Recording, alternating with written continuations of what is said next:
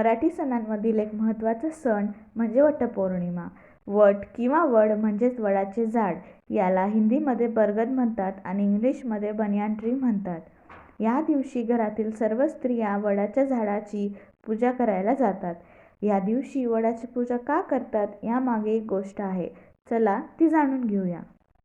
मद्र देशात अश्वपती नावाचा एक राजा राहत होता. त्याला कोणतेही मूलबाळ नव्हते. त्याने सावित्री देवीची पूजा केली व त्याला एक कन्यारत्न प्राप्त झाले. सावित्री देवीची आशीर्वाद म्हणून त्याने त्या मुलीचं नाव सावित्री असे ठेवले. सावित्री खूप सुंदर आणि गुणवान होती. ती उपवर झाल्यावर तिच्या लग्नाची चिंता राजाला होऊ लागली. मग राजाने तिला स्वतःच वर शोधायला सांगितले. ती वर शोधायला निघाली व शाल्व देशाच्या राजाचा मुलगा सत्यवान याला तिने वरले. सावित्रीने वापस जाऊन ही बाब तिच्या वडिलांना कळवली. तेव्हाच तिथे नारद मुनी प्रकट झाले. नारद मुनी म्हणाले की सत्यवान अल्पायुषी आहे. त्याचे आयुष्य फक्त 1 वर्ष आहे. त्यामुळे सावित्रीने कोणत्या दुसऱ्या मुलाला वरावे अशी नारद मुनींची इच्छा होती. पण सावित्री स्वतःच्या निर्णयावर ठाम राहिली आणि सावित्री आणि सत्यवानाचे लग्न झाले. शाल्व देशाचा राजा अंध होता आणि एका युद्धात त्याने आपले राज्य गमावले होते. त्यामुळे सावित्री सत्यवान, सासू आणि सासऱ्यासोबत जंगलात राहू लागली. पतीच्या मरणाला 3 दिवस असताना सावित्रीने अन्न पाणी सोडले आणि उपवास करून देवाची आराधना केली. उपवासाच्या 3ऱ्या दिवशी सत्यवान लाकडं तोडायला जंगलात जाणार होता. तेव्हा सावित्रीही त्याच्यासोबत गेली. वडाची फांदी तोडायला चढणार तेवढ्यात सत्यवान मूर्छित होऊन खाली पडला. सावित्रीने त्याच्या डोक्याला मांडी दिली. तिथे यमराज प्रकट झाले आणि ते सत्यवानाचे प्राण घेऊन जात होते. तेव्हा सावित्री त्यांच्या मागे मागे जाऊ लागली.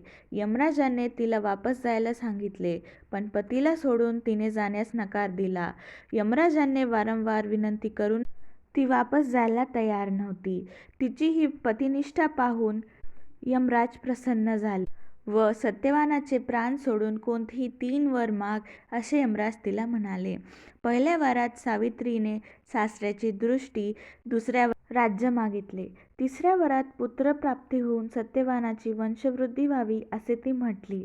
यमराज हो म्हटले, पण तेव्हाच त्यांना वचनबद्ध झाल्याची जाणीव झाली व त्यांना सत्यवानाचे प्राण वापस करावे लागले. सत्यवान आणि सावित्रीने यमराजांचा आशीर्वाद घेतले व यमराज तिथून निघून गेले. हे सर्व वडाच्या झाडाखाली घडले. त्यामुळे सावित्रीने वडाची पूजा केली आणि इथूनच वटपौर्णिमेची सुरुवात झाली. वटसावित्री हे व्रत 3 दिवसांचे असते. ज्येष्ठ महिन्यातील त्रयोदशीला हे व्रत केले जाते. या दिवशी वडाच्या झाडाला आंबेही वाहिले जातात. तर ही होती वटसावित्री व्रताची कहाणी. आता पाहूया की ही पूजा प्रत्यक्षात कशी केली जाते.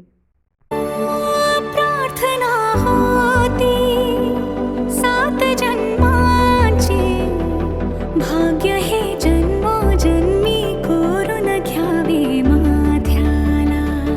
पूर्तता झाली सोन पायाने, आज सौभाग्याचे क्षण आले माझ्या वाट्याला.